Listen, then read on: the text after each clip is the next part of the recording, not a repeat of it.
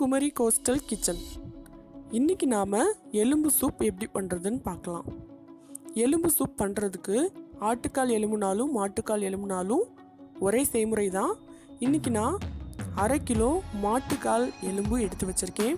இது கூட ஒரு 15 சின்ன வெங்காயத்தை எடுத்து அதை சின்னதாக கட் பண்ணி எடுத்து வச்சுக்கலாம். சின்ன வெங்காயம் வந்து சூப்புக்கு நல்ல ஒரு டேஸ்ட்டை கொடுக்கும். 2 டீஸ்பூன் அளவு நல்ல மிளகு, அதே போல் 2 டீஸ்பூன் அளவுக்கு ஜீரகம் எடுத்து வச்சுக்கலாம். முதல்ல நம்ம ஒரு மிக்ஸி ஜாரில் இந்த நல்ல மிளகையும் ஜீரகத்தையும் போட்டு கொஞ்சம் கொரன்னு அரைச்சி எடுத்துக்க போகிறோம். நல்லா பொடி பண்ணிக்க வேண்டாம், இந்த மாதிரி எடுத்து வச்சா போதும்.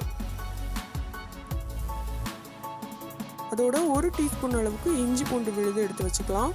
1/2 டீஸ்பூன் மஞ்சள் தூள், அப்புறமா 2 பச்சை மிளகாவை நம்ம நறுக்கி வைக்க வேண்டாம், முழுசாக தான் போட போகிறோம்.